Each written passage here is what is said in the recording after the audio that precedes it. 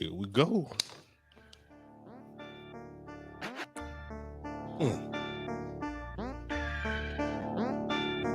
That drop be fire, boy.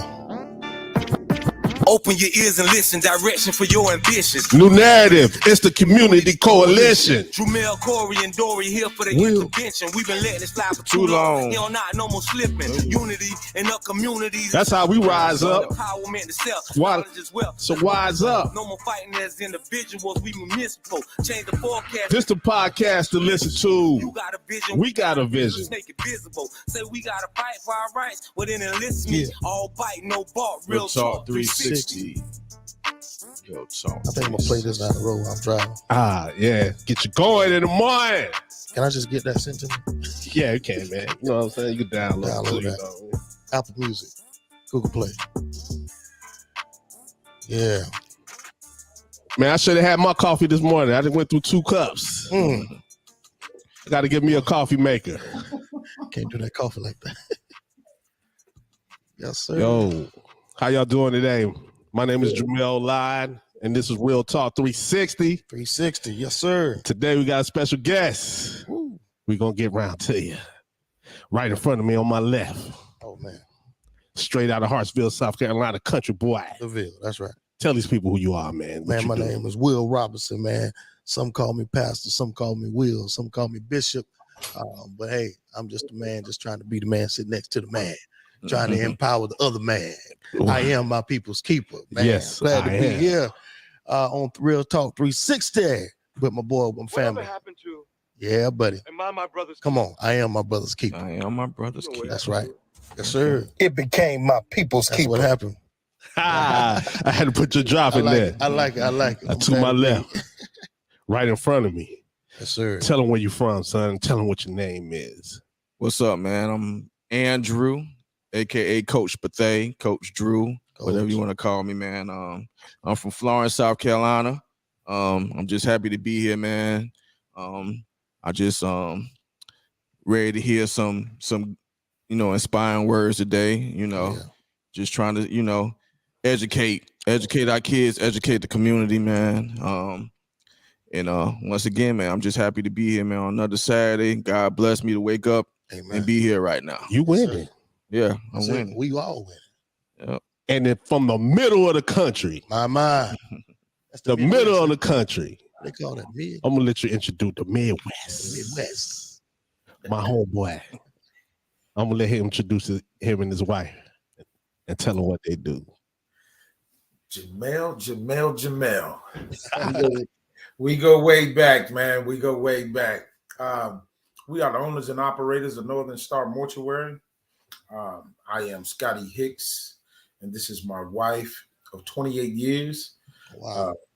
Wendell Ray Hicks. Had to drop a bomb for that. That's right. It's all right. Black love. Oh, yeah. She is the only minority female funeral home owner in the state of Kansas. Oh, wow. And that is duly licensed. She's a mortician, funeral director, as well as embalmer. She is our chief embalmer. Oh, wow. And, head funeral director in charge here at Northern Star Mortuary. She's also the only minority female owner that has 2 funeral homes. Come on. We started this journey back in. I joined the journey back in September 18th, 1992, and on our first date, I asked her. I said, "What do you see yourself in 5 years?"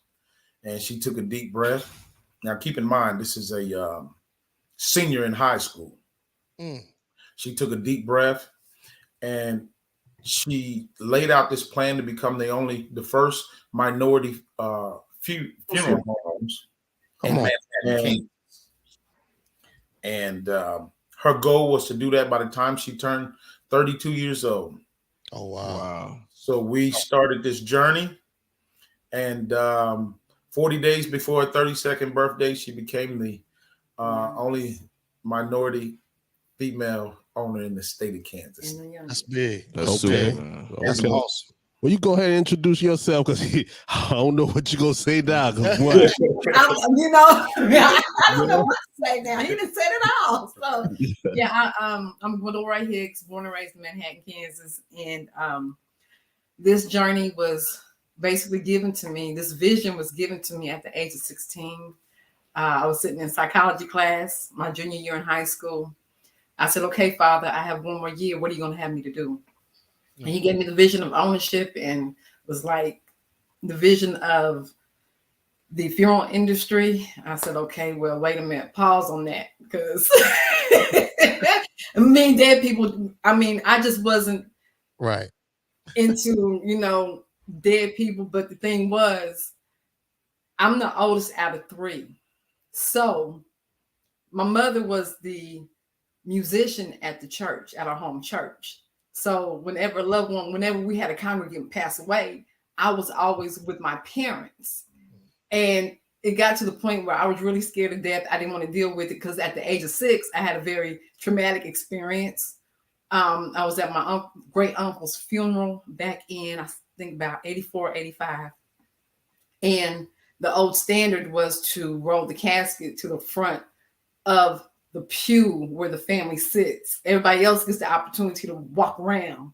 Well, that opportunity didn't come to me because I'm sitting in the front row as a 6-year-old. And now the funeral directors are slowly, very, very slowly walking this casket past everybody. And they get to me and I'm like, you know what? I'm about to jump this pew. I can't do this. But it got to the point where we started having friends dying in middle school.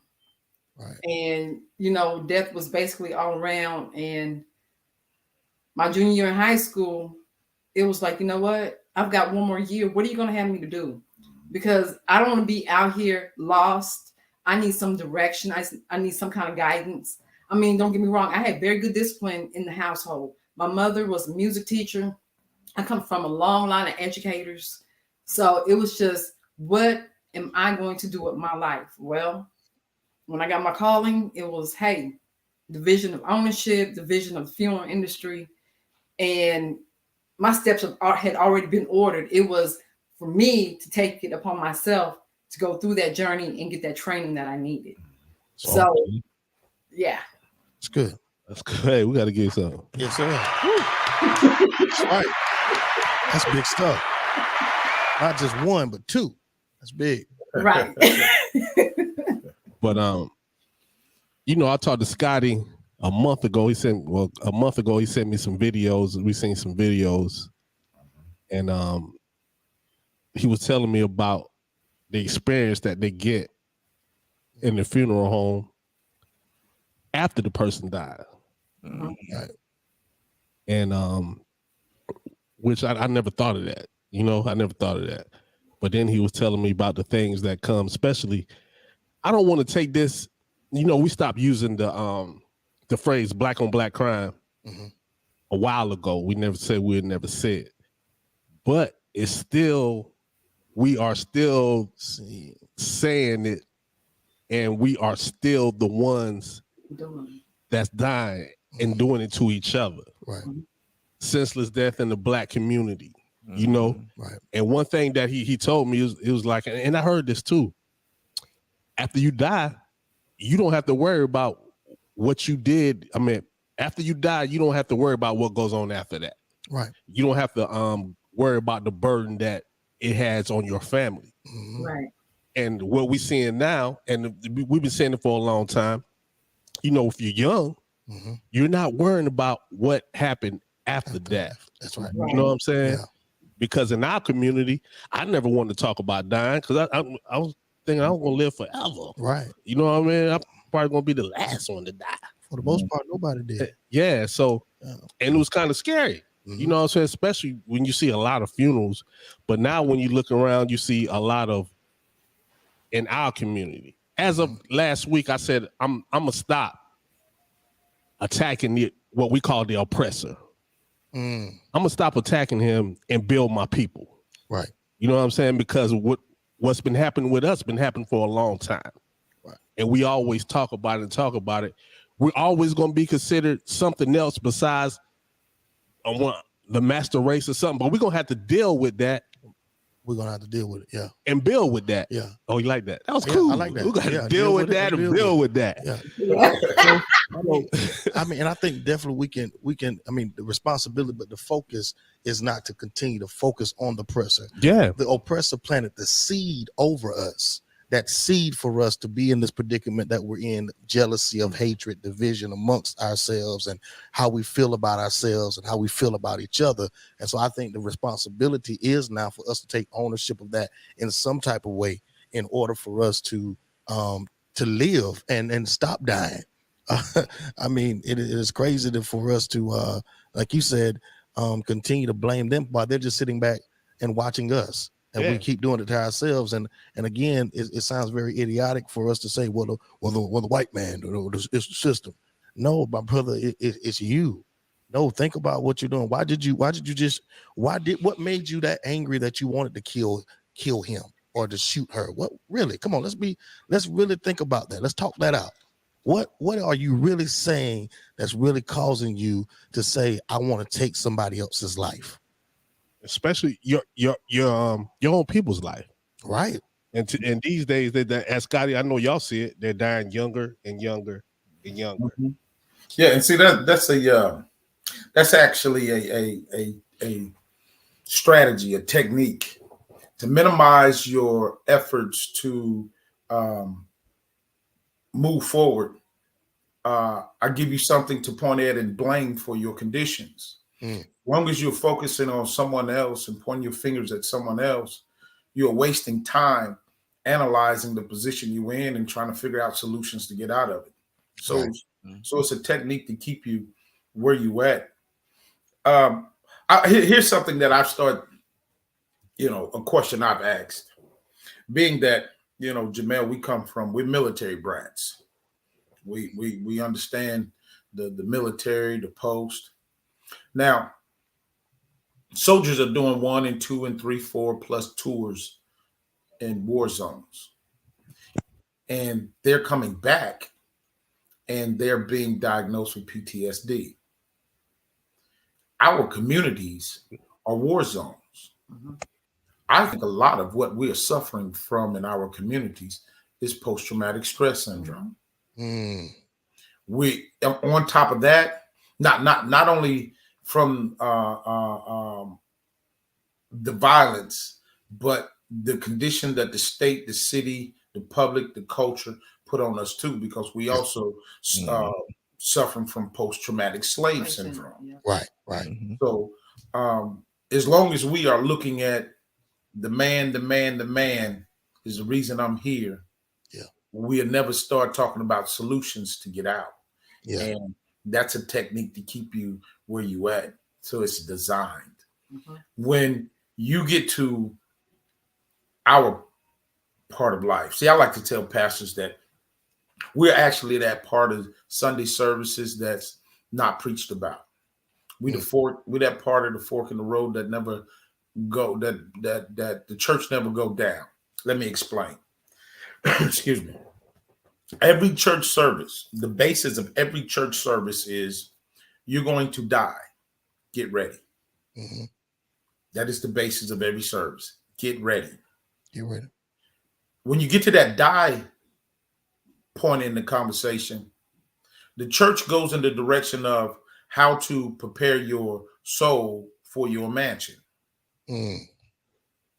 The other leg of the fork that's never gone by is how to prepare your body to celebrate the life. I like it. Right. Yes, sir. Yeah. I like it. So we are no more than, we're the ministers. This is our ministry. We are the ministry of that message that's not talked about. Because regardless if you are a saint, if you don't have your arrangements ready, then you're not prepared. Not prepared. That's good. You're not prepared. The question we try to have everybody, here's a simple question. If you know that one day you're going to die, eternal life is not on this planet, is not, nobody has that argument. I'm going to live forever. Okay, so here's the question: if you was to die right now, who's in charge of your disposition? Who will be the one go to the funeral home on your behalf? Correct. Mm-hmm. Do they have the money? That's Do they know what you want? Do you have insurance? Do you have insurance? Hey, Yeah.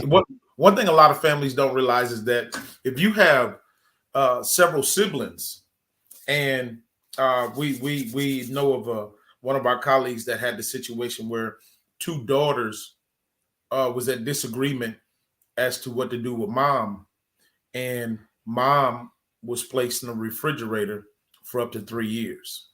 Get out of here. Mhm.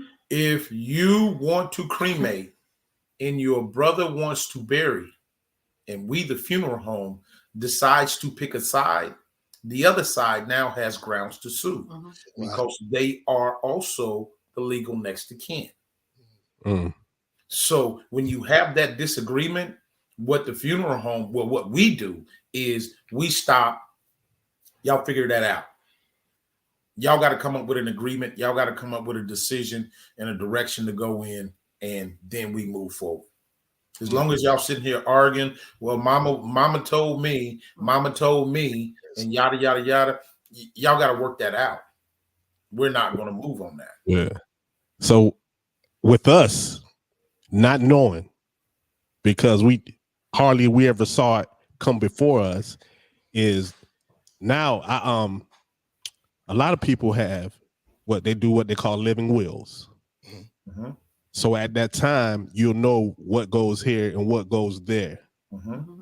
Now you see that even in our community, and when somebody passes away, instead of celebrating death, I didn't mean to say celebrating death, celebrating their life. Mm-hmm. It's a whole confusion before you get to the funeral. Right. Mm-hmm. Oh yeah. Mm-hmm. Especially when the person laying in the casket is the matriarch, is the one that has kept the family together. You would notice that a lot of families break apart after the funeral because there's no one there to hold that family together again. You've lost that glue. Yeah. So the family is already fractured and splintered. Now it becomes distance. Yeah. Especially if this seems like it happened when the grandmother dies. Right. Absolutely. When the grandmother dies, it seems like the whole family just, now we split up. Mm-hmm. And to me now, it seems like sometimes the funeral is nothing but a family reunion. It is. That's all it is. It's a family reunion. That's the only time we get together. And we keep saying it, everyone, oh, we got to get together outside of this. Yep. And we never do. Because that's the 1, 2. That's the conversation. That's the nice things that you say during the You're just trying to be nice. Everybody's on this emotional roller coaster. The 5 stages of grief is real. Come on. The 5 stages of grief is real. Very real. Oh, and we gonna get to that because he had a podcast where they did with grief. Mm-hmm. Now, before we get to this, I want to take it back a little bit. I want them to hear the video that I sent you and I sent y'all. Because before we get to the funeral, I think that the young kids and everybody just need to hear this funeral director. Okay, yeah.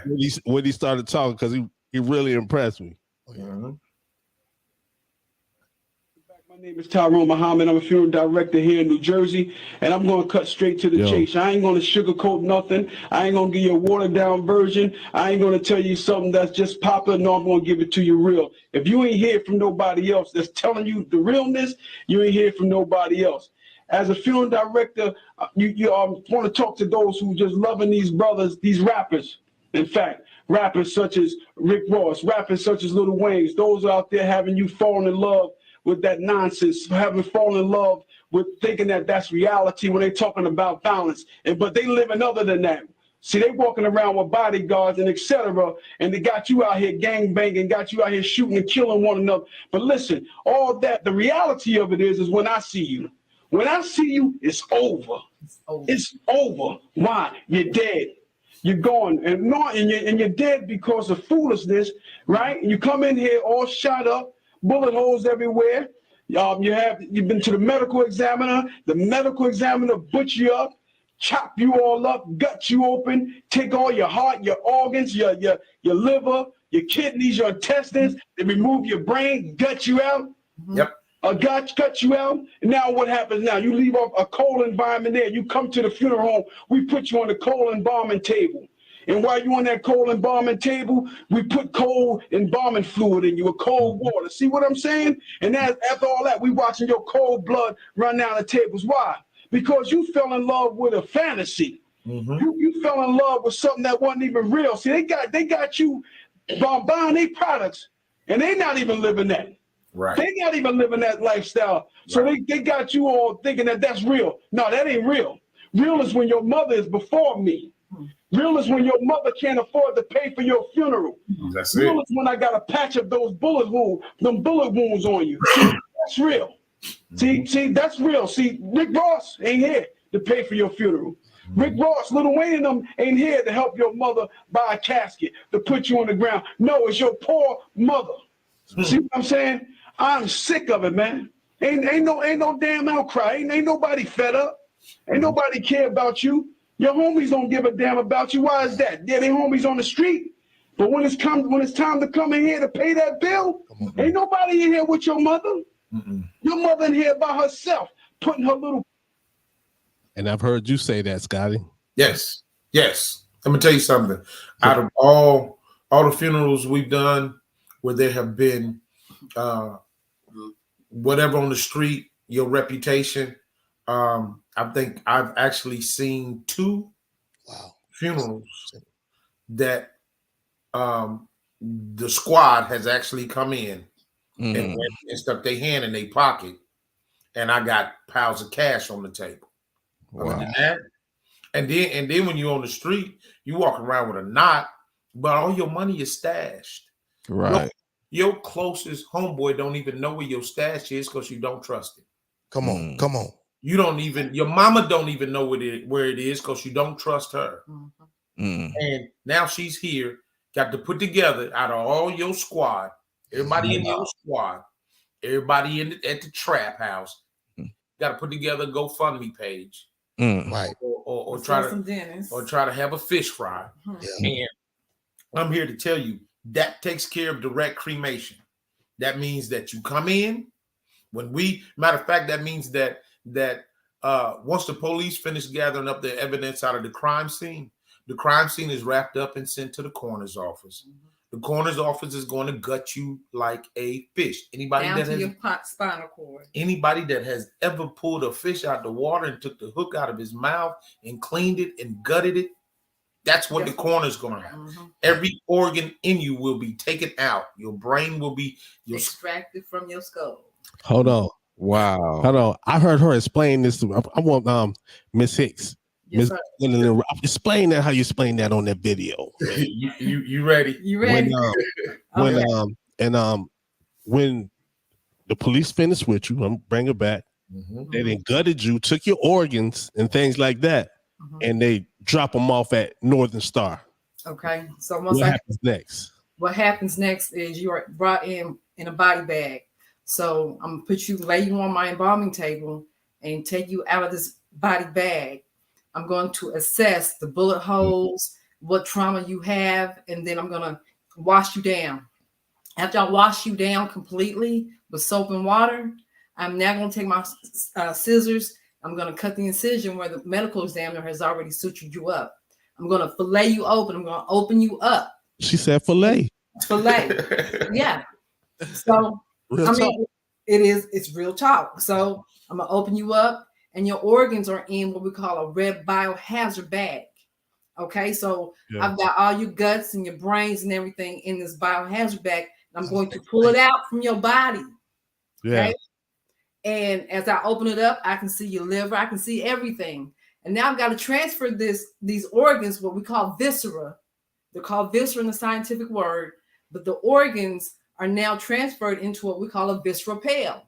So now I've got a plastic bag inside the visceral pail. I'm going to transfer all your organs along with the blood inside this visceral pail. And now I've got to what we call flour your cavities, kind of like flour and chicken, right? So I've got the special hardening compound I'm going to put inside this bag along with your brain, your sternum, your rib cage, all of that. So I'm putting it inside this bag and I'm going to shake it up. And I got to preserve it. So now I put that to the side. I got to come back and I got to find all your arteries. I got to look for your 2 common carotids, your axillary in your arm, and then a femoral in your leg. So I got a 6-point injection. I've got you open. I'm cutting the arteries. I've got my solution already ready. So now I'm going to take what we call a cannula. And it's the instrument that we use. We hook up to the embalming machine. And so I'm going to hook this cannula up to the embalming machine. I've cut your common carotid. And now I'm going to insert up because now I've got to preserve your head. Okay? So we're going to go through both common carotids. I'm going to embalm your head. As a matter of fact, keep in mind now, you have been cut from ear to ear. So I'm going to extract. I've got to bring your face over. Okay? Yeah. Literally, if I'm cut, I'm bringing my face over. I've got everything exposed. Your brain is gone, but I see the hole, the foramen magnum, where your spinal cord and your brainstem connect, right? Well, within that hole, I've got to make sure that I clamp off certain arteries so we don't get fluid to basically shoot back at us. We got to protect ourselves from the fluid. Wow. So you really open and I got to make sure you firm up. So I'm injecting up. That's done. Now I got to go through both your axillaries to make sure your hands and your arms are fully preserved. So I'm going down. I'm injecting down. Then I got to get to your femorals. Your femorals are in the leg area. So now I've got the femoral, but since you're completely open, we got what's called common iliac. So your common iliac is where your femorals bifurcate. So I can literally take my cannula and stick my cannula inside this common iliac and go ahead and inject both your femoral arteries. I'm done with that, but keep in mind, I'm not done yet because now the flaps, let me stand up a little bit. The flaps of your body have not been embalmed yet. So now I got to take what we call a trocar, a long instrument with the point. And what I got to do is basically jam this trocar inside your rib cage, inside your skin, because I got to get down to your butt area. I got to make sure your back is preserved. I just got to make sure everything is going to be preserved. So once your loved one comes in and sees this final presentation, that you are all together. Because now, after I have embalmed you, and what I like to do is let the body set overnight with embalming fluid. That way it can pink up. I know I got the distribution, but what I'm looking at on the inside of you, I see your spinal column. That's the only thing I see now, your spinal column. So we got to preserve all of this. Now let me go back to something. Mm-hmm. What do you have? The jigsaw puzzle, you got to take skull bone out, and you got to take the breastplate out, and you got to put that, you got to attach that back to the body. I have to attach back to the body. So, so it's a lot. How long? What's the time? Yeah. What's the time frame on this entire process? I know you said sitting, allowing the body to sit for 24 hours, and I've had a chance to work a little bit, in the funeral business with college, and so just getting to know the business a little bit. But what's that time frame? Your technique? How long does that take? Especially with having to put those organs back together again. Sound like Humpty Dumpty, but go. No, it's not putting the organs back together. Only thing you taking out is out of the bag, visceral bag is skull bone. You have to glue them back together. So you form your skull and your breastplate. Your intestines and everything, it's going to be in a bag. Probably some cat litter, some sawdust to keep it from soak up that moisture to keep it from leaking and smelling, because you don't want any, because decomp can start in also. So you don't want the organs to smell. You got to preserve them to keep it from decomping. Now, is that going back into the body? No. Yeah. Well, now hold on. It can go back in the body, but what I do, because I don't want any leakage. Right. So my thing is, I'm going to preserve the organs, and then I'm going to put them in a box. I'm going to take the box up and I'm going to put it at the end of your casket. It's going to be at your feet. It's going to be at your feet. Oh, Jesus Christ. So When you see the body, So when you see the body at a funeral, it's in there too. You see a body at a funeral that has been has gone to the coroner and there has been an autopsy. In some cases, you can look at that casket and know that all the insides are in a box at the foot of the casket. I got you. Man. It depends on that particular embalmer's technique. Right, because I have put, the viscera back in the body. No problem with that. But I just rather put them at the end of the casket, and then I hate to use the word stuff, but I'm going to replace it with some newspaper or some cotton, Right. Because then we just don't want any issues with the body. So I'd rather do what we need to do to present that body to the family in a natural way. And to keep the family from walking up to the casket in the church and smelling a foul odor. Right. Yeah. I got you. And so check this out. I know some people they bury their people like in 2 or 3 days, right? Right. We might be a week or two. Right. We got to get money together. We got to make sure everybody, everybody can come, and everybody might not be able to come within 2 or 3 days. Right. So y'all just keep the body there. And that depends on that depends on the embalmer, man. And when it comes to a funeral home, that's where most of that's the bulk of your work. Because if you are not presenting loved ones in a way that the families are pleased, in this industry we call it putting out monsters. Oh yeah. You walk up there and mom I don't even know who this person is. Or mom was a very light-skinned person and now they just very dark-skinned. Very dark-skinned, yeah. That depends on your embalmer. That depends on, you have a lot of, I won't say a lot, but you will find places where the process is on that of an assembly line. Just because we got so many. So we just sticking them, filling them up, moving them along because we got another one to do. Right. So that's how that becomes. And you lose a lot of you lose that touch of passion. And one of the things we have the ability to do, we work with Kansas City, Kansas Community College, and actually where my wife graduated from, out of mortuary science department there. And we speak to a business class twice a year that is a required class for mortuary art students. So that gives us an opportunity to take an overview of the class, the students, ask them questions, engage with them, and basically interview them, where we handpick our students to train.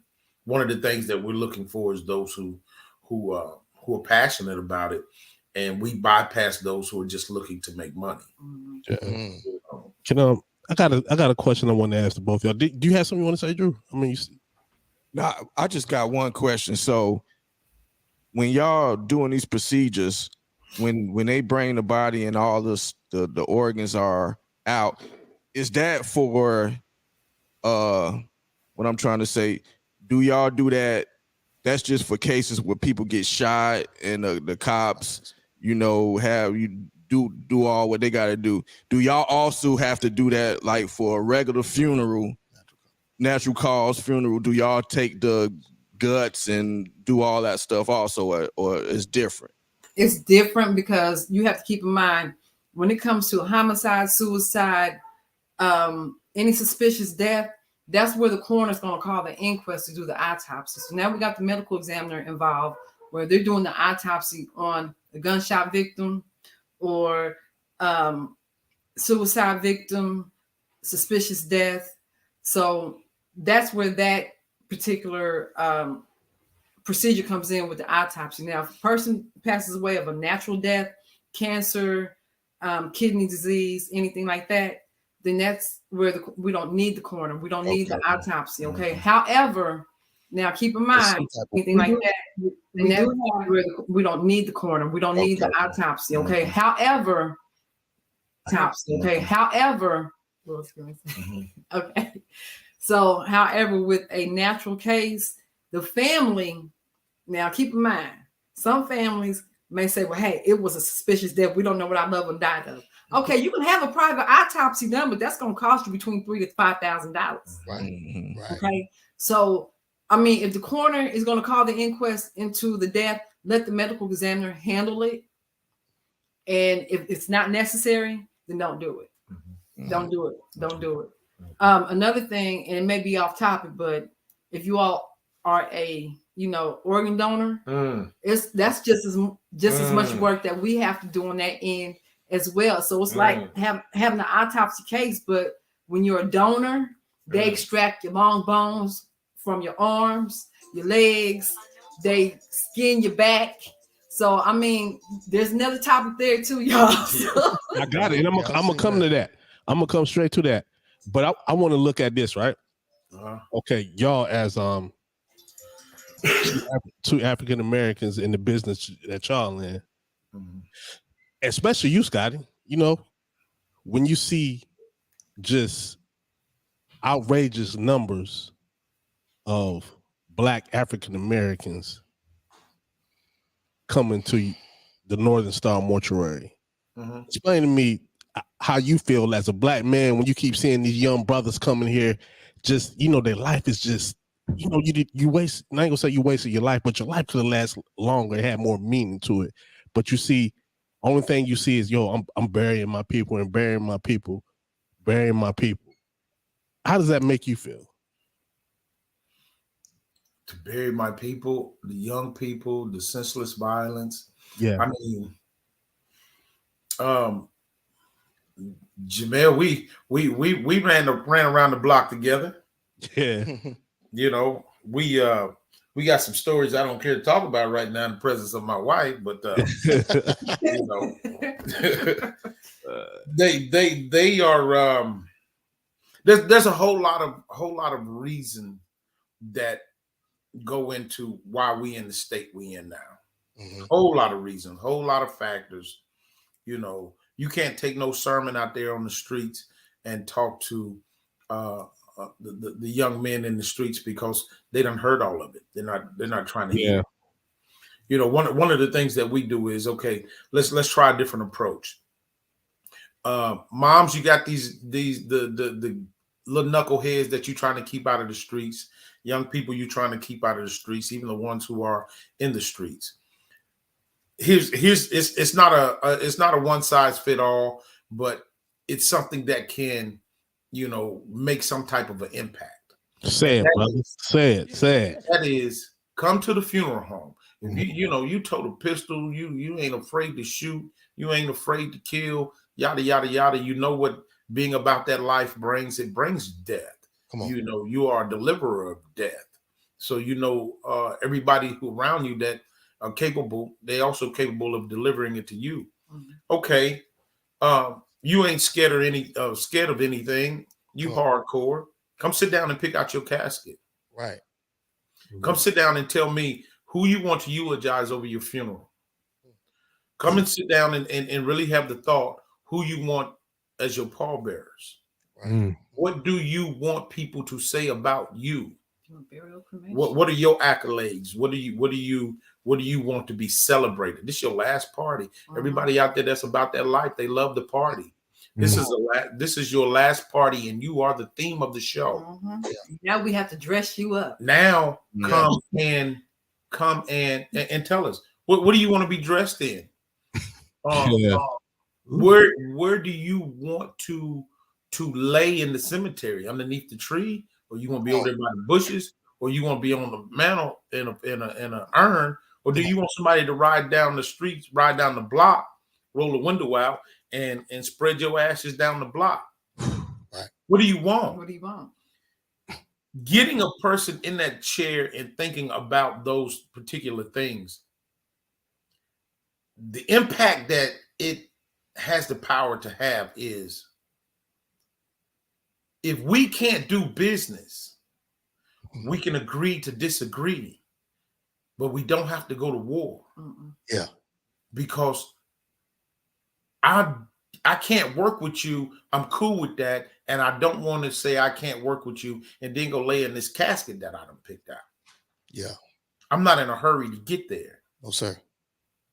So let's have that conversation. It's amazing to me that you got a cat that'll pull his pistol out and shoot you quick, but he don't have it in him to sit there and have a conversation about death and dying. Because he ain't never seen it. Right. Yeah. Never. Yeah. 9 times out of 10, in the process of squeezing the trigger, you're running in the opposite direction. Come on. You know, you see the person fade out, but you don't see him on the table. No. That whole process you just talked about. You don't see that. Yeah. So you know, my thing is here's your TikTok challenge. You hardcore. Let's see how hard you are. Come pick out your casket. That's strong. And Not a question. And since your mama and your homie, your closest homie, don't know where your stash is, come pay for your funeral. Come on, yeah. You got it now. You already got it to do it, right? Right. Yeah. Right. You got it. Come pay your funeral. That way, if you do fall in the street, your mama is not on the verge of being evicted. Come on. And your homies do not have to stand and ask no questions of how come you didn't go get You don't have family members scrambling, gambling to try to have fish fries. Yeah, he just put something together for you. So and you pay for your own homegoing celebration. Right. Yeah. You pay for your last party, your big hoorah. So one thing, right? Since I got y'all over there, right? Mm-hmm. When they get to you, now this violent death that draws a lot draws a lot of trauma. Mm-hmm. Now you got to go talk to their family, William. Yep. Mm-hmm. Yep. And I didn't mean to put you on the spot. Oh, no, you good. But I got one to do tomorrow. Yeah, but what do you say? It's senseless death now. It's a just like to a certain degree, it's not you got to toil over developing a message for Sunday morning. Mm-hmm. Developing a message for a death, especially when it's senseless, that's a whole different dynamic. Your mind, your thinking, and your mind, your frame has to be in a whole nother place. Mm-hmm. Because again, like Brother Hicks said earlier, they already heard the sermons in the streets. Mm-hmm. So now I got to find a way to grasp you why I got you at that moment. Because again, not only is it that brother or sister's final call, your homeboy's final call, but at the end of the day, this could be your final call right here. Because I might not get an opportunity to speak to you again. Mm-hmm. I might not get an opportunity to share with you again. So now you got to deal with it's a pie chart. I got to deal with your homies, the community. Then I got to deal with your mama and maybe your baby mama and your children. Mm-hmm. Now I got to deal with other family members. So it's a whole lot of different dynamics that play a whole role in that. And you got to make sure that you're sensitive to that senseless act in order for you to have an impact in that moment to change somebody's life. And so you're talking about going now even with that. And Brother Hicks said, you talking about preparing your own death. And again, when I say this, I'm not trying to be, because again, there's issues everywhere, but there's also good in all those other places. Mm-hmm. So again, you ain't, I don't go to church like that. I don't deal with preachers like that. Then why you want to have your funeral at church? I'm just saying. I mean, we want to talk about shots fired. We want to talk about capping. I mean, I'm just being honest. I'm not saying. So again, prepare that. Say what you want to have. You want to have it at the club, at the lounge, where you was at. Set those things up and have it in that department. Right. Okay? Again, now if we're gonna bring it in his house, then we're gonna talk truth to it. We're gonna talk truth to power. I've had in the last 2 years, including my brother. My brother was the first one that I stood, because again, I had to take myself out of the whole thing, whole different mindset. I went from grieving in 8 hours to I got to handle business now.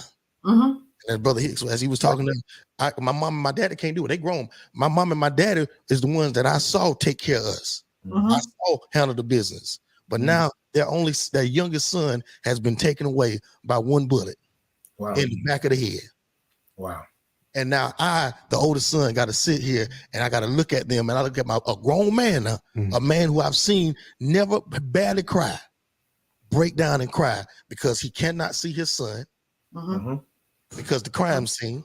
Not only cannot see his son, he wants to see him, but they said no, we can't allow that to happen. Now you got to start talking about I can't do this. I don't even know what's going on right now, son. I need you to take it. I got a different problem.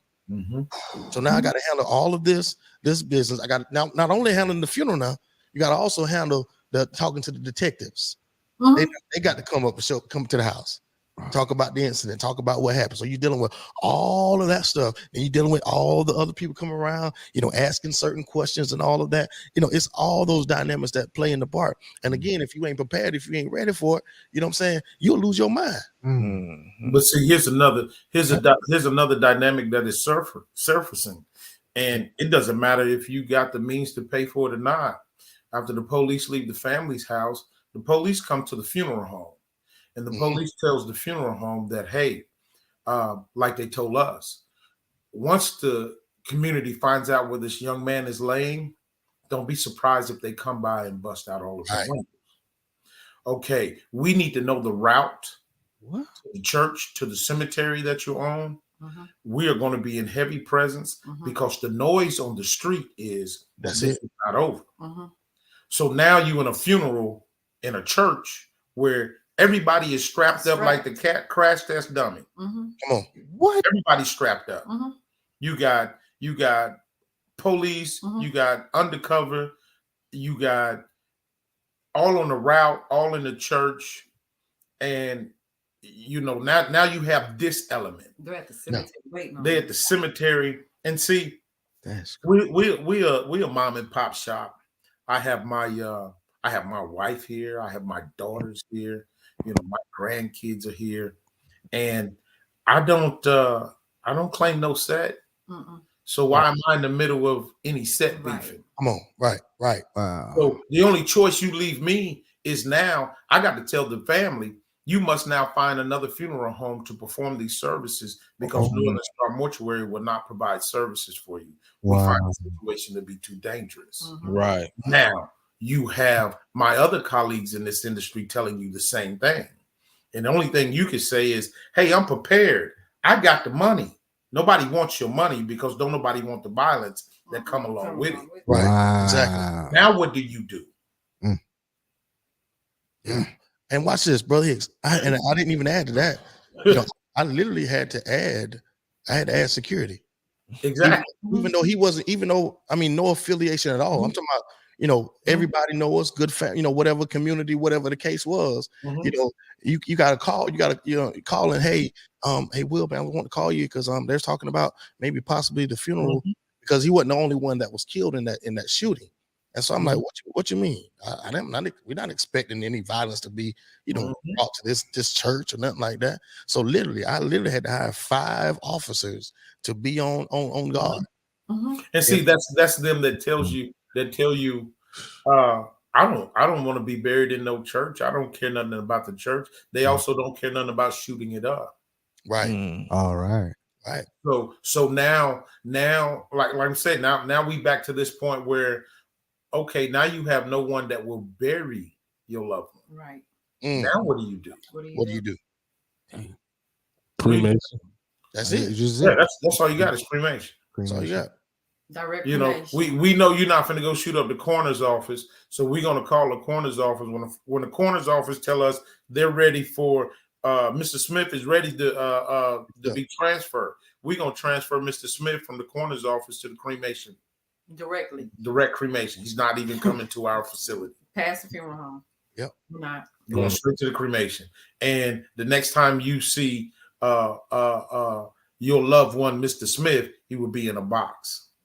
But now, Brother Hicks, let me ask y'all this, because I know in the state of South Carolina, homicide, the actual state will pay like $6,000 towards that funeral.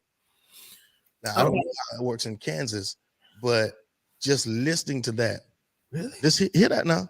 So homicide, and most homicides that of young black men that are getting killed, you literally telling me you paying we getting paid to get killed? Because it's all business.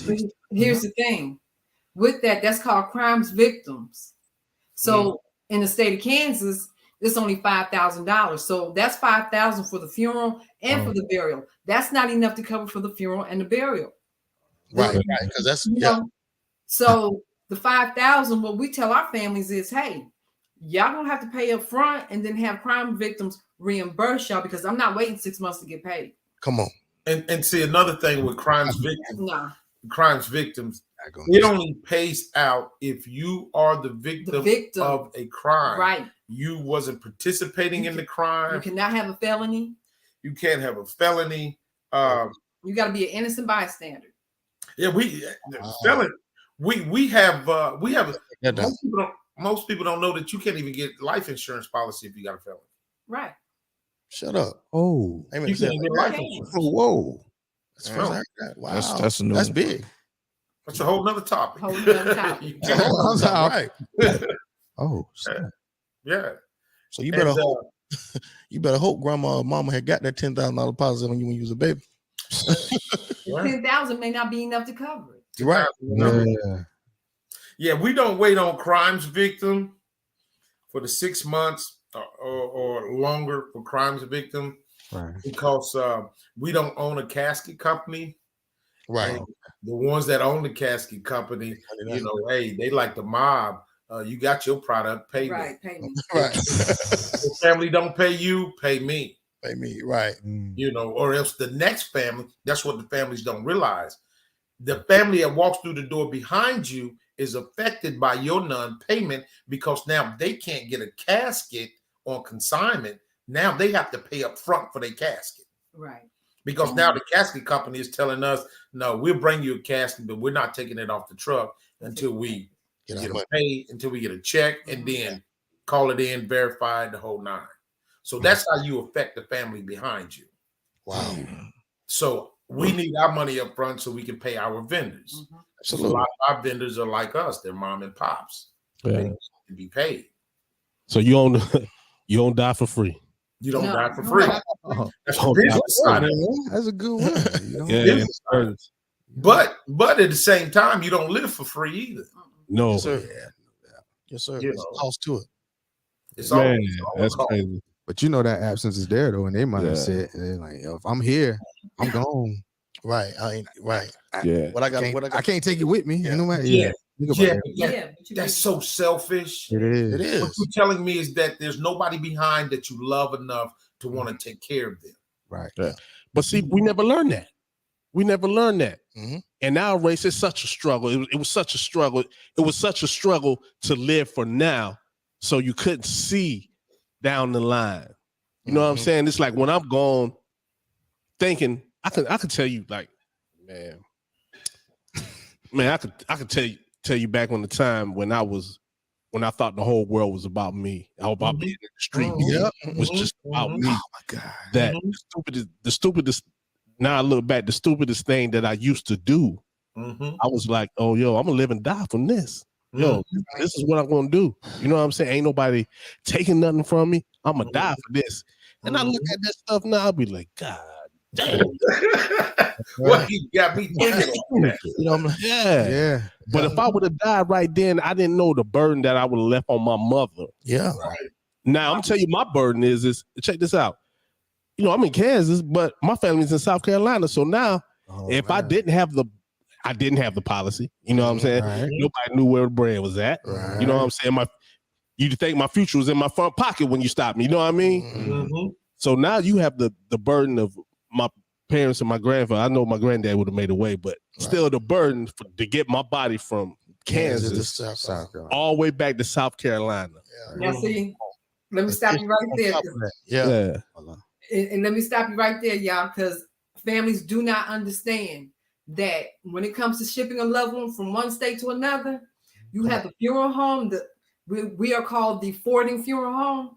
And then, say, for instance, South Carolina, that's going to be the receiving funeral home. So you have a cost on my end and South Carolina end. So you got two costs. Now, here's the thing. Are you all going to have a church service here and then we ship? Because now you're going to have to purchase a casket. And now we have to have what we call an air tray. So there are logistics. You got airfare.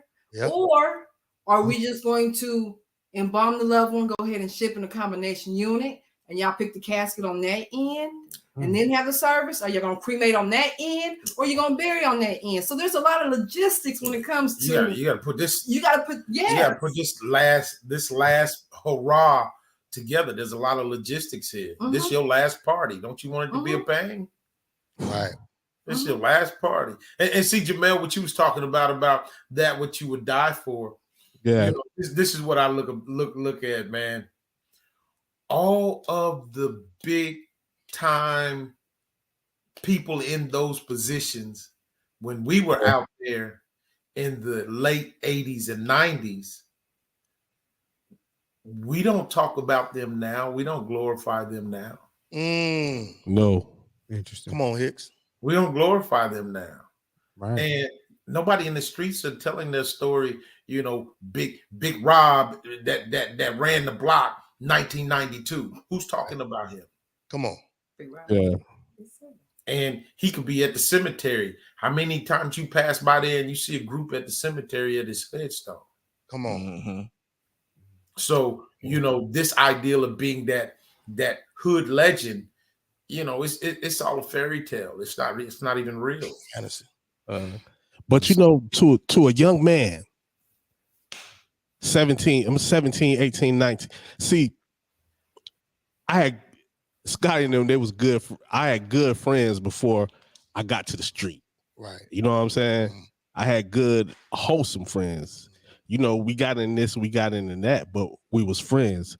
But when I got in the street, it was a whole different thing. Because everything that I thought right now was a fantasy, but it was all reality. Yeah. Now these young dudes right now, they're in a bigger fantasy these days than I was in. Come on. You know what I'm saying? Yeah. Because even though I was in the street, but I knew right from wrong. Right from wrong. Yeah. You know what I'm saying? So a lot of times that brought me back. You know what I'm saying? Well, maybe I shouldn't do that. Right. Now they're thinking, oh, it's right. Yeah. I was listening to something last night. My man said, well, what can I do? Can I go get some of the big chiefs to come and talk so we can get this together? He said, we don't want to hear nothing they got to say. They ain't in the streets no more. They don't have to worry about people shooting at them with lasers. Right. We dodge bullets every day. And we'll kill them too. That's That's why I say that. They ain't trying. Yeah, that's how they think, man. That's why I say I don't come with no sermon. I can't think of anything that I can tell you that you haven't already heard. Right. So that's not my approach. My approach is this: hey, young man, you're going to hit my table. I promise you're gonna hit my table. And judging by how many guns you have strapped to you and easy access, Sooner. Yeah. come see me and let's pick out this casket. Yeah. I don't need to tell you that what you're doing is right or wrong. That's your judgment. But come pick this casket out. Because one thing I know is your mom and them don't know where your stash at. And even though you're gone and oh well, so well, your mom and them got to sit in front of me. Yeah. Come on. And they can't afford this. And you know you got the rims, you got the booming system. Hey, come pay for this booming casket. Come pay for this. And the thing is, you have to make a decision. Are you going to be buried? Because if you're going to be buried, now you have to leave my funeral home and go into a whole different industry called the cemetery, the burial, the cemetery. That's a whole different entity. Cemeteries and funeral homes, that's two separate industries. Oh no. Unless the funeral home own their own cemetery. Unless the funeral home own their own cemetery. And then that's still departmentalized. Come on. Right. Right. It's still. So here in the Midwest, you know, after you get this $7,000, $8,000, $9,000 bill from the funeral home, you can go to the cemetery and it can cost you $1,800 to $3,500 on top of that. To throw dirt on you. Yep. Throw dirt on you.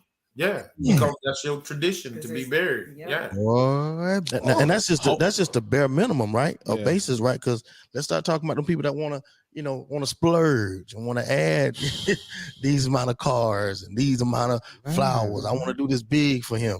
Okay, you run up this bill about, listen, we almost at 12,000 right now. Matter of fact, 13. Right. And it's always been true that in our community, the only time a black person get to ride in a limo is during a funeral service. Right. So that's why we want to order ride and we want to ride through the community one last time. But hold on, right? Hold on. I got one more thing I want y'all to listen to while we go through this, because it's hitting right on what we are now. $100 here to put you at rest for some foolishness. Think that over, man. Think it over.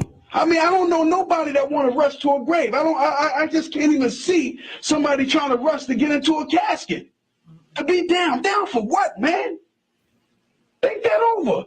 Down for what? And at the day when they put you in that ground, and I've been to so many funerals, I've directed so many funerals, and after they eat that chicken and macaroni and cheese, get that Hennessy, smoke a little weed, you gone, man. Off to the next one, man. Everybody is profiting off the death of young black people. Everybody is profiting from it. The medical examiner, the hospitals, and the hospital profit even more because why? Because when you get shot and they trying to keep you alive, you ain't dead yet. They still keeping you alive by means of artificial, meaning that they can have a mechanical device on you, keeping you alive, right? On a respirator, or you close to death, they harvesting your organs, taking your organs, man, your kidneys, right? Taking your heart, and your mother and father know nothing about that, right? But then they go sell your organs or put them right on the black market, should I say. So now your mother who don't have money, think this over, Your mother who don't even have money to pay for your funeral, but yet your organs are so valuable that it's going over to somebody else on the market where they paying $25,000 and $50,000, and your mother see nothing of that, right? Not only she lost her son, now his organs is being distributed to other people where they cashing in on it, right? So you need to start thinking about this, man. Before you start going out here and talking about that you down with this set, down with that set, man, I'm telling you the real story is, man, you're going to end up in the funeral home. I'm telling you. And you probably saying you ain't got nothing to live for. You got everything to live for, man. You got everything to live for. You got to understand that you matter. Just as the next man that may have an education, that may have a lot of money, and you may not attain that right now, you still matter, man. So many of our young brothers, nowadays sisters too, end up in the graveyard. So much potential gone, man. Some of the answers and cures that we need in our community, gone. See? And what we got to do, man, we got to start uniting and realize that, man, we are fighting for the resurrection, for the totality of our people. We got to understand that we're fighting for our people, man, for our very existence here. Now, I'm tired as a funeral director. Now, I mean, I don't know why other funeral directors ain't stepping up. I mean, yes, I mean, why other funeral directors ain't stepping up? Why I'm the only one out there crying out in the wilderness, man, trying to get you to see the reality, man? Huh? I mean, are you just that much in love and getting in the casket? Is you just that much in love with seeing how many people gonna come to your funeral? Are you just that much in love to see how many people gonna sign a register book?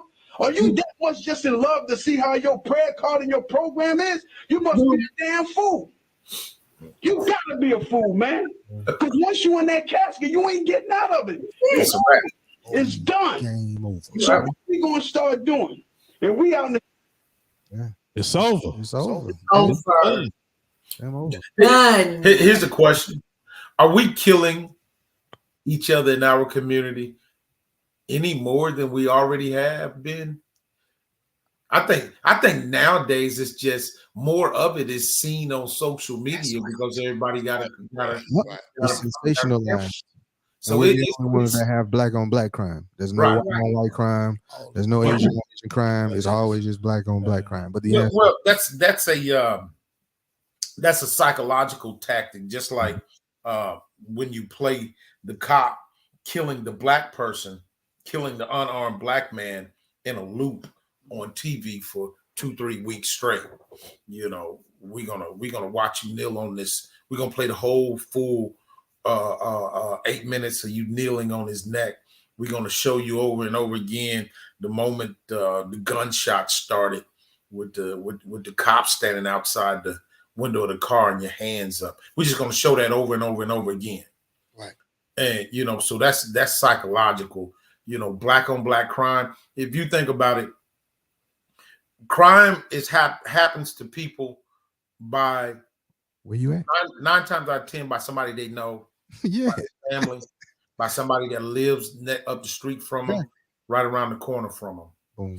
You know, so you say black on black crime, but you don't say white on white crime. Yes, it is. White people can't say if white people was able to say the majority of crime that is committed against white people are done so by black people, they would be. Exactly. You know they would say that. It would be.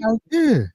But see, they picked this study from one of the universities and say, okay, black on black crime is 93%. Okay, here's my question. What is the percentage rate that is acceptable? It should be none.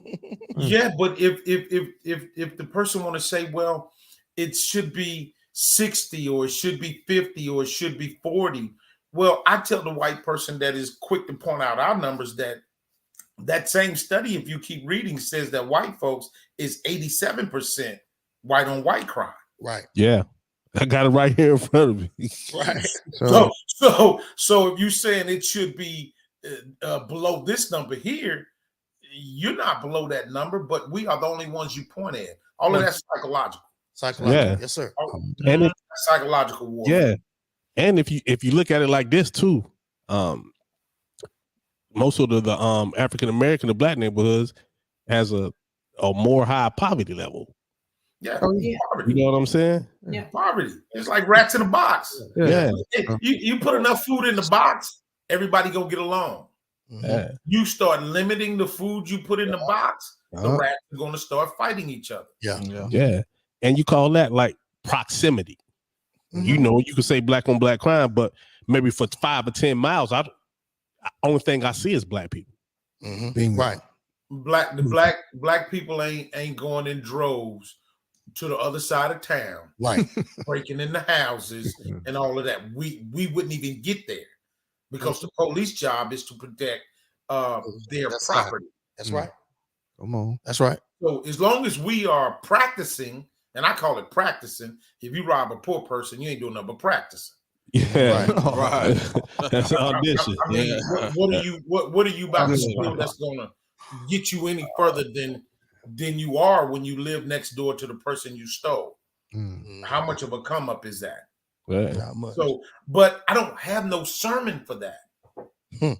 All I have a sermon for is you keep going to your neighbor's house, one day he's gonna shoot you. Come get your casket together. Come on, get it now. Yeah. Yeah. That's my sermon, because you're not gonna tell me, well, I didn't know it was wrong to break in the neighbor's house. I ain't even trying to hear that. Come pick out your casket, pay for it. You know. No. Hey, Scotty, it's hard. Scotty, it's hard out here, man. I gotta go over there and do that. What you gonna say to me? Go pick out your casket. Come pick out your casket. Come on. Come pick out your man. That's what we're gonna call you now, man. Casket. Yeah. Yeah, man. Yeah. But actually, you know how that hits. You know what I'm saying? How that hits. Come pick out your casket. That's something really to think about, man. Yeah. And the thing is, regardless if you in those streets, or you the choir boy, or you the deacon, or you the preacher, come pick out your casket. Pick out your casket. Because I can actually open up some filing cabinets and show you some cases from stillborn to 95 years old. Everybody, I don't care who you are going to come and see either me or my colleagues. We are your last trip out. Yeah. No, I take that back. We the second to the last. The last is going to be the cemetery or the cremation or the crematory. Yep, but we are the gatekeepers. We prepare you for this journey. You know, may you journey well, but you gonna journey. I think the key word again is preparation. You know, in the journey, like I said, we gather information, but oftentimes we are slow to apply. And this is well as you shared, earlier. I think that's the focal point now. Like, look, prepare regardless. If you in the streets, come on, come pick out your gas, come bring the cash, because I know you ain't got the insurance man coming by every week like my grandma used to have. I mean, I saw he came by twice a week, every week. Oh man. And she would tell me to go in her closet to get that pocketbook in that rock. No, push back over that dress over there, under there, get that purse. Don't get the one on top in the left corner. Right. That's the one. Right. For the insurance. Right. And so again, I think like you said, that's for everybody, because there's a weight on everybody when, again, I'm trying to grieve at the loss of somebody that I've been with on this earth for the amount of time, whether it be a short period of time, a long period of time. The fact is, it still hurts. It ain't never easy losing a loved one. So now I gotta then figure out how we're gonna get this money. And the funeral, and again, everybody talk, so everybody gonna know you ain't paid that bill. I ain't saying the funeral home man ain't telling them, because he ain't, because he focused on working, but somebody done found out y'all ain't had enough money. Because you done told somebody. That's around fast too. Come on, get around fast. Right. So again, we don't have a payment. We don't have a payment plan. We need our money due 48 hours before service time. We do not have a payment. Y'all do got a payment plan for the pre-planning. If you there you go. Right. Come on, you can pay now while you live. Go ahead and put it on layaway. You know what I'm saying? Let's cover it all. No. We're gonna lay you away. Yeah, we're gonna put you away. But because and you can't get mad at them. No, you can't. You can't get mad at them because they did not, do what you thought they were supposed to do, because you ain't had you paid. And again, I'm just talking to you. You pay the white folk. Pay my brothers down at the funeral home too. Make sure they good. It's amazing how you pull up to the funeral home, and I heard your system 2 blocks before you got here. Your rims are still spinning. Come on. But you in here asking me for a payment plan. Come on. And I can't give you no payment plan, because I have to put you in the position that I have to look at it from a position where, okay, if I was here, what would I do? Do I feed my family? Right. This last $200? Do I get some grocery? The storm is coming. We're going to be snowed in like we were here in Kansas City. 6-8 inches of snow drop. Do I go get this grocery, or do I take this money down here to the funeral home? Yeah. I'm going to go get the grocery. Yeah. So I must assume you would do the same. Yeah. Because the headstone is already set. Right. The casket ain't going nowhere. So they can wait next month for this payment. I must assume you would do the same. Yeah. Going nowhere. Yeah. So they can wait next month for this payment. Yeah. I mean, you're talking, you're covering it. I mean, it all, like literally, you're talking about even when we start talking about planting the seed, what better way for me to leave something for my family, if I have kids, whatever the case is. I mean, the scripture talks about it. We should leave it in inheritance for our children's children. I remember when I was in high school and I saw one of my classmates, colleagues, he was a white Caucasian brother. His dad had died. And by next week he had a brand new Mustang. And I was sitting here like, what happened? Like, You know what I'm saying? What I found out is that they prepare for death. Yeah, they're preparing in life, but they also prepare in life to death as well. Right. So I got to make sure I leave this $1.5 million policy, for my family. Right. And again, some things that I found out is sometimes what we're investing in, we're putting too much in and not getting enough out of it. Because they was go ahead, but you better. Yeah, you know something, Pastor. We have been conditioned, to go to church and hear the word. If we was taught to go and listen, what we will find out is that the word has direction. Everything. Yep. Yeah. The word gives you direction. All you have to do is follow the directions. Yeah. Only thing we do is listen to the word, because we can recite the word all day. Life that we live is not a reflection of following the directions. Exactly.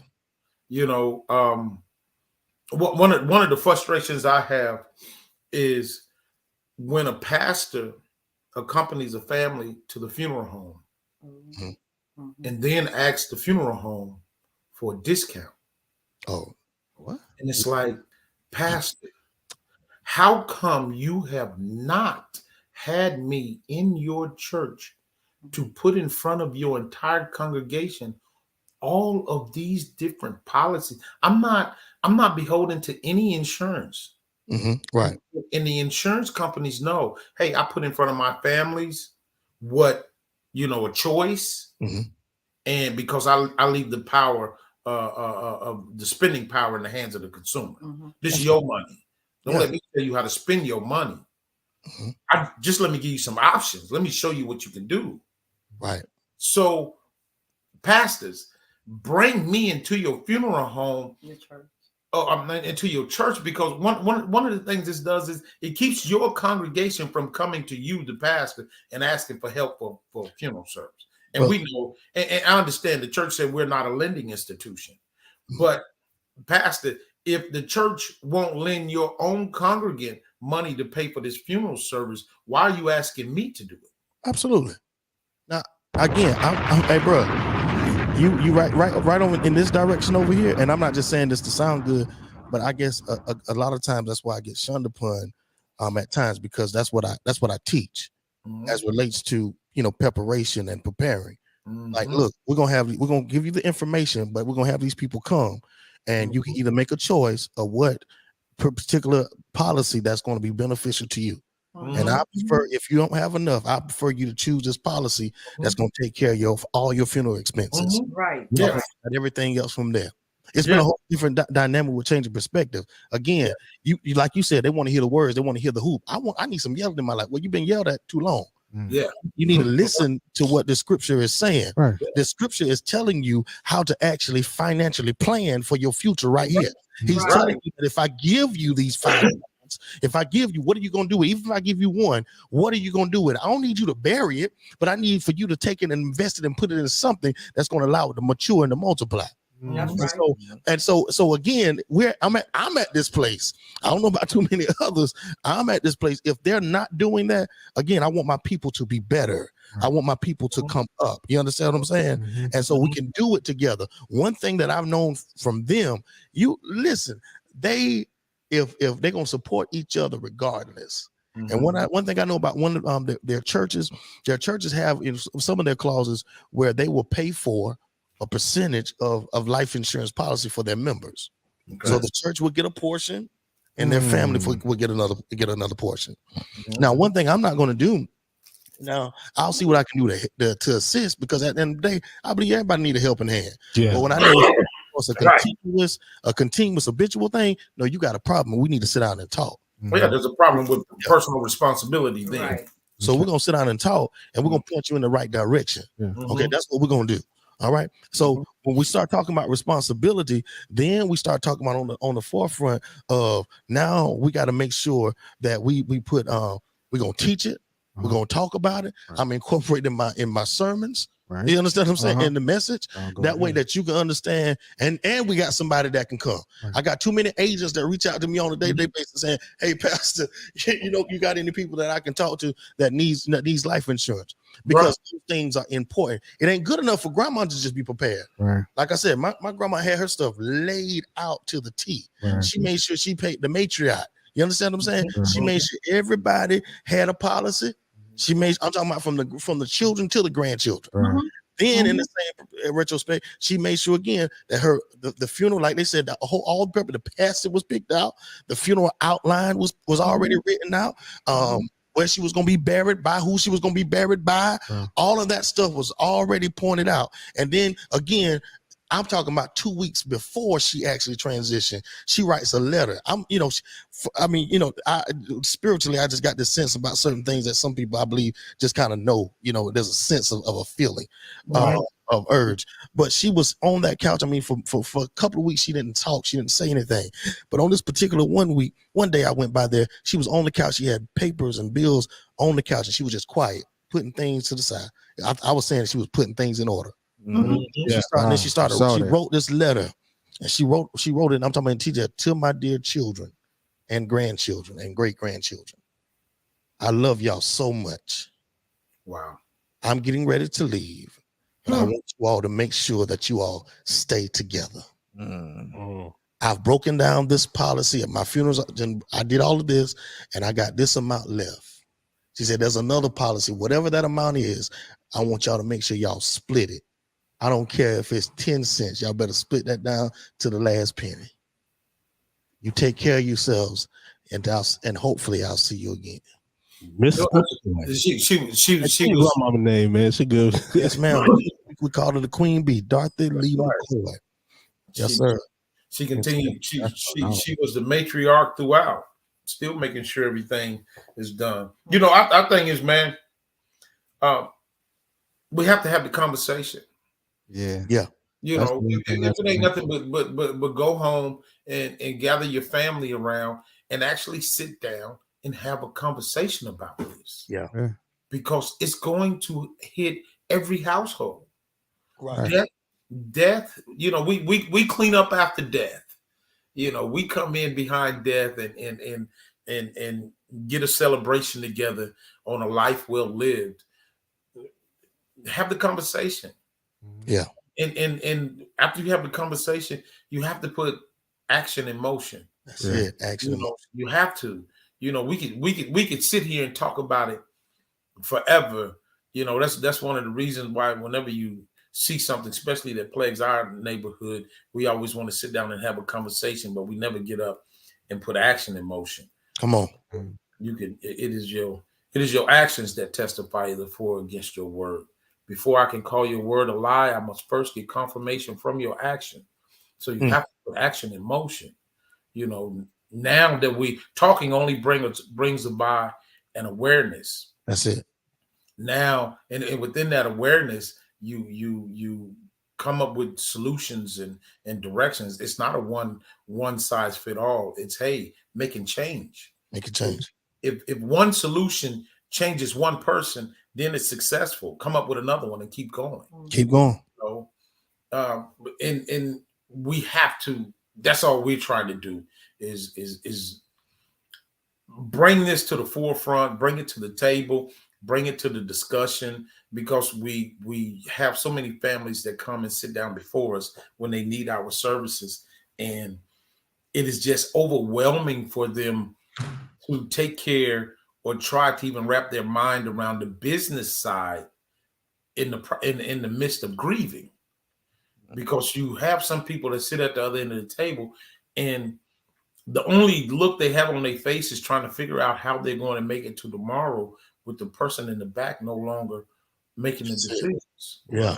Yeah. So anything you say sounds like that teacher off of Charlie Brown. Wah, wah, wah. That's all they hear. And there are used car salesmen in this industry.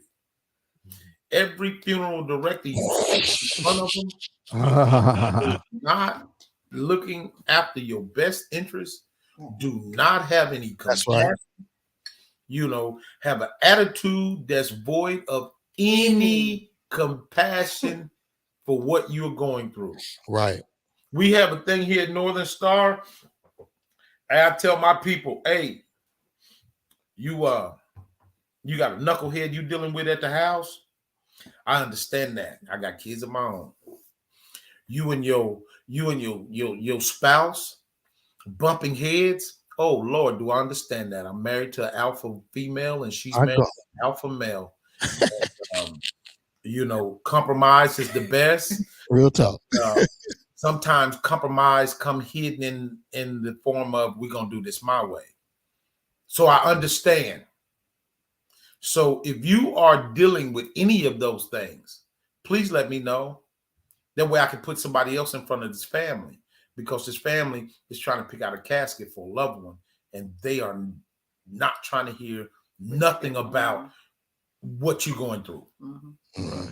It's one discipline that we have to keep, because we can be bumping heads, and then all of a sudden we get a phone call where we have to sit side by side, and we have to turn our focus towards serving this family and serving the community. And it's a delicate dance, but that family cannot see any friction between us. Exactly. They can't, because they're relying on us to guide them while their mind is all over the place. Right. All over the place. That's and you have to be tuned to that. And you know, and that just comes with being passionate and compassionate about what you do. Our 5 pillars, principles. Four principles that we're governed by here at Northern Star. One is knowledge. The other is passion. The other is compassion. The other is faith. And we work under those principles. Knowledge, each one teach one. Keep learning in this industry. Keep enhancing your own knowledge in this ever-changing industry, and feed that what you learn to the community. Passionate about the work you do. If you do not come in here and you are passionate about putting your hands on this loved one, if you're not going to treat this loved one like she's your own grandmother or grandfather or son or daughter, I don't need you in here. It's good. And compassion about your community. You are feeding the community. The only thing you put out in the community is positive energy. You know, you've mentioned preparation a lot. You know, it's proper preparation produces positive productivity. Yeah. That's what you lead with. And faith, you know, a belief in that which is unseen, unheard, yet to come, you know, faith in your own ability to master the time and space you in, and to do something positive with that. You know, that's what we push. And now we're just trying to get the attention of the community and say, hey, y'all need to come pick out y'all casket. Got the casket. Y'all need to come pick out that casket. That's the word right there. Y'all need to come pick out your casket. If anybody in the community think, nah, I don't need to go pick out my casket, you're wrong. Because ain't nobody in the community can stand up and say, oh, I've never been to a funeral. Yes, you have. Yes, you have. Your auntie, your uncle, your friend, your cousin, somebody in your family has passed away. You know that. Yeah. It's time to pay attention to that. And we all know in our community, everybody ain't walking around healthy. No, sir. No. We ain't the poster child of health. It's hard to get us to go to the doctor. Right. Especially us men. Yes, sir. You know, so go come pick out your casket. Yeah. Yes, go ahead. That's the one thing promised to you. Yes. That's the one you coming this way. Things promised to you. Hey. And I really want the pastors to see the power that they have. You stand in front of hundreds to 200s, 300, 400, 500 people out of the community every Sunday. And the churches are not in a position to bury 1 or 2 church members a month. For some churches, that's the entire budget. When you are looking at $7,000, $8,000, $9,000, $10,000 funeral services, you got 2 here. That's $20,000 a month. That's your whole church. I mean, that can bankrupt some churches. I understand that. Come talk to us. Have us in here to talk to them. You know, we're not here to rob, cheat, or steal from anybody. I don't have to do that in order to make a living. I just don't. You know, let us show the community, give them information that is not just running through the community. You know, a lot of problems we have, a lot of positions that we are in is just because we don't have the information. You know, if we had the information, you know, a different turnout. Oh my God, man. Different turnout. Oh my God. Well, hey, It's good, man. man, that was good, man. Right. Scottie Hicks. Scotty Hicks and Hey, Miss Hicks. hey, Jabel. What's up? I got my wife sitting here, man. Hey, Scotty, that man, I appreciate it, man. Absolutely. I appreciate it. That's good. It's good stuff, man. You never know Never know. how life is gonna turn out. Mhm. Yes, sir. Yes, sir. Yes, sir. Yo, I always loved you, little bro. yeah. Check this out now. Scotty was a great DJ back in the day. Right on. Did he tell you that? DJ Yeah. Scotty. Yeah. Scotty went with me on my first job. I don't think he remembered, but he went with me on my first job. Wow. My first, I told you I was a DJ. I had 3 good shows, right? And you know, I ain't have a lot of albums. I know he don't remember this, but he had a lot of albums, right? Mhm. So he let me borrow some of the albums. I remember he had just got that Fight the Power by Public Enemy. So he hooked me up, let me go, right? But every time the kids was getting off the floor, I put Fight the Power on back on. Fight the Power. And yo, and he don't remember this, right? On my mixer, I don't know if he gave me that New Mark mixer or not. He was like, yo, when the song come in, just pat your foot to the beat. You don't remember that, Scotty?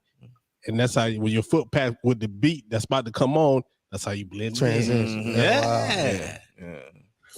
Shouts out to you. I was listening. Okay. And I always remember that, man.